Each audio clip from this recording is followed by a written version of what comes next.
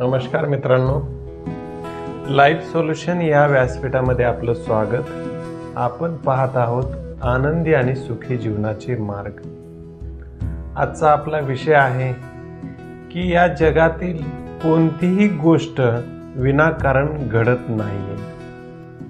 आपण जर काही क्षेत्र पाहिले त्यामध्ये विज्ञान असो, निसर्ग असो किंवा सामाजिक संबंध किंवा व्यवहार असो, यामध्ये काही ना काही कारण असे असते जे त्या गोष्टीला घडण्यासाठी कारणीभूत असते.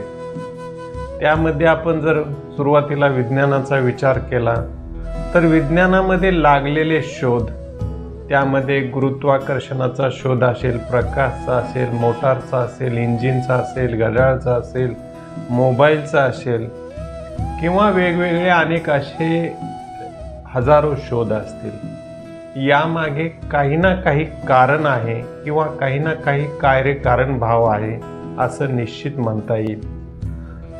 आणि नैसर्गिक जो कार्यकारण संबंध आहे त्यामध्ये सुद्धा दिवस रात्री मागे काहीतरी कारण आहे, भरती ओहोटी मागे काहीतरी कारण आहे. नैसर्गिक ज्या आपदा आहेत, नैसर्गिक अतिवृष्टी असेल, भूकंप असेल, सुनामी असेल, अशा काहीतरी वेगवेगळ्या आपदा आहेत, त्यामागे सुद्धा काहीतरी नैसर्गिक कारणे असतात. अशा कारणांचा ज्यावेळेस शोध घेतला जातो त्यावेळेस आपल्याला निश्चितच त्यामध्ये सिद्धांत सापडले जातात. त्याचप्रमाणे हा सामाजिक व्यवहार सुद्धा काही कारणांनी निर्मित झालेला आहे. मग त्यामध्ये आपण सरळ म्हणतो एखादा व्यक्ती श्रीमंत झाला, त्यामागे काहीतरी कारण असते. एखादा व्यक्ती गरीब राहिला किंवा त्याला दारिद्र्य आलं तर त्यामागे सुद्धा काहीतरी कारण असते. एखाद्या व्यक्तीचा अचानक अपघात होतो, त्यामागे काहीतरी कारण असते. एखादा व्यक्ती अचानक मृत्यू पावतो, त्यामागे सुद्धा काहीतरी कारण असते. एखाद्याला यश येते, एखाद्याला अपयश येते, एखाद्याला रागावर नियंत्रण ठेवता येते, एखाद्याचा संयम तुटतो, एखादा संयम ठेवतो, एखाद्याला बोलण्याचं कळतं, एखाद्याला वागण्याचं कळतं, एखाद्याला वागण्याचं कळत नाही. यामागे सुद्धा कारणे असतात. एखादा संघर्ष दिसून येतो, कलह दिसून येतो, काही वर्तनात सुद्धा बदल दिसून येतो.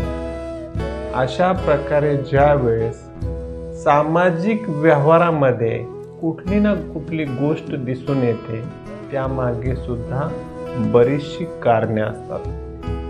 आणि जर आपण या सर्वांचा विचार करत जर असा शोध घेतला की सुख दुःख हे सुद्धा कारणांनी भरलेलं आहे, मग त्या माग जर आपण दुःख जे येतं आणि ते दुःख किंवा नैराश्य जे येतं त्यामागील कारणांचा जर शोध घेतला आणि कारणं जर जाणून घेतली तर नक्कीच दुःख कमी झाल्याशिवाय राहणार नाही.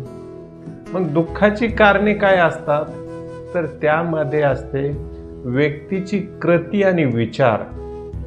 हे व्यक्तीचे विचार आणि कृती कशा प्रकारे घडते किंवा ती कशा प्रकारे घडली पाहिजे किंवा भूतकाळात जी घडली आहे त्या घडण्यामागे काय कारण, याचा जर शोध घेतला तर भविष्यातील त्या व्यक्तीची कृती आणि विचार सुधारण्यास मदत होते.